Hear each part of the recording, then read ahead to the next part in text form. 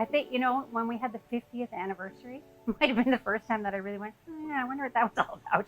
Because I grew up just being Canadian, and my dad was always very, very proud. He would always say it's the best country in the world. And there was no remorse in any way, shape, or form from either of them, from my mom or my dad. They were both very proud Canadians. Um, my dad used to drive around with a little Canadian flag on his car, like very, very proud. And we've lived elsewhere in Canada during um, certainly my lifetime and their lifetime as well. So we saw a lot of the country and understood how big and vast it was. My folks lived in Nova Scotia, Ontario, Churchill, Manitoba, in Nuvik, Saskatchewan, Alberta, and BC. So they knew the country. But in thinking about us inside of Confederation, I mean, I'm of a generation that grew up where Newfoundlanders and our presence in the rest of Canada, a lot of that had to do with the Newfie joke and sort of being the hillbillies of Canada and all that kind of stuff. That was all very real to me in my life. I was in Toronto in my 20s and encountered people who thought it was hilarious that I was from Newfoundland, and we all get around on boats and all that kind of stuff. Like, just ignorance in its purest sense, like them just not knowing at all what it was to be from here, and that life here was as average as it was in the rest of the country in a lot of ways. We have our own individual aspects, absolutely. Not everybody has coves and bays and harbors. Of course they don't, but everybody has small towns. So I think I had my back up a little about it, I will say. I sort of always have had my back up a little bit about being a Newfoundlander, coming at it from a defensive point of view. But like my dad, always totally proud to be a Canadian. Always totally proud. So it's kind of, there's a weird dichotomy there in my own personality.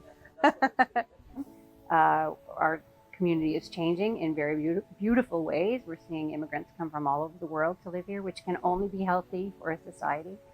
But we, for a long time, I think because of our size and our isolation and our have-not status for a very long time, haven't exactly been a destination that people have sought out. So we've stayed just very who we are. We haven't been diluted very much. And again, we're talking about people in small communities spread out all over the place. So going back to what we were when we were first settled, there are communities that are like, there's 2 families in the whole community. There always has been. That's the way it's always been. So of course that doesn't get that diluted. But you can never deny the influence of media. And certainly now, in the world that we live in now, I do find it a little heartbreaking that you're hearing less and less young people with legit Newfoundland accents. They just sound kind of Canadian in general. There's a few vowels here and there that are undeniable, but we're sounding more and more like the rest of the country than we ever used to, which I'm a little disappointed in. But yeah, and again, media, all anybody is doing these days is looking at videos on their phones and trying to emulate people that they admire. And so that is going to be further and further away from what we are in a lot of ways. But part of what kept our culture, I think, so strong, certainly through my childhood, was things like the Wonderful Grand Band. Like back in the day when CBC used to still have studios here and produce homegrown shows a lot, we had it at our fingertips all the time. You could watch, the Wonderful Grand Band or Steps to the Stars, or, Shirley Newhook had that little coffee talk, like you could see your own culture reflected to you on one of the 2 major networks that you had access to if you didn't have cable.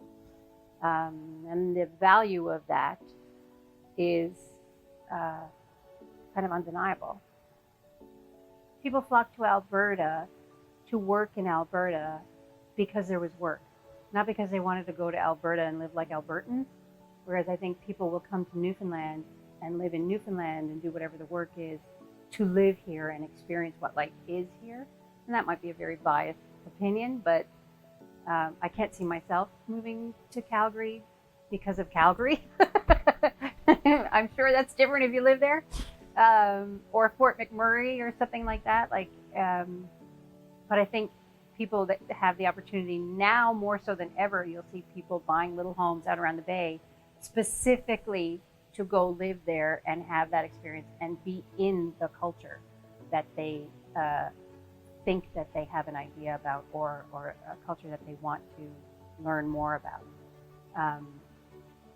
I mean, I hope it's changing, and I have had the same experience that being from here for a long time when I was young wasn't something to be proud of. And the first thing that you had to do was straighten out how you talked so that you didn't sound like you were from here, so you didn't give yourself away, to the degree that my sweet mom, when I was very, very young, we were out in her home community of Brents Cove one time when I was quite young, for a visit. And I spent the day with some local kid running around, playing in the hills and running in the fields and meeting people around the community. And I came home and had picked up "yes, mate" as an expression. And she turned on a dime and said, "Don't do that. Don't say that. Stop that right now." And not in an aggressive way, but you don't want to pick that up. You need to leave that here when you leave. Because she had lived in the rest of Canada and understood what it meant to be immediately identified by the way that you speak as someone who is inferior, which is how we were generally perceived.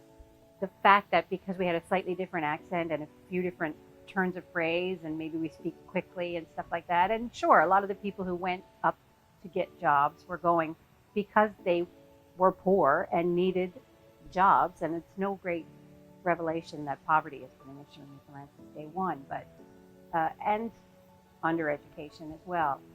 But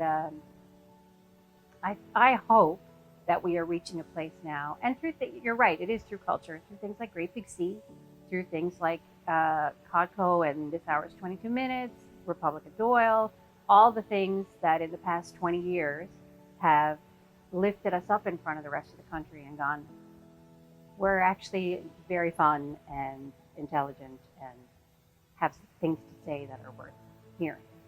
Because the question is always there of what if it had gone another way? What if we'd gone with the States? What if we'd stayed independent? What if we'd stayed with the UK? We'll never know any of those things, and it's kind of not worth wasting your time pining about, because you can't change it.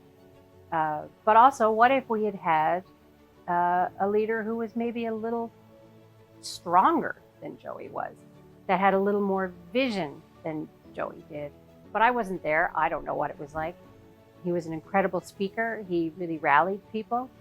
I don't know how many boot and glove factories we really needed in the end. I know what he was trying to accomplish was to raise people up from poverty, and that's incredibly admirable. I don't know that they went about it in the best way, but and I'm an armchair politician in this case.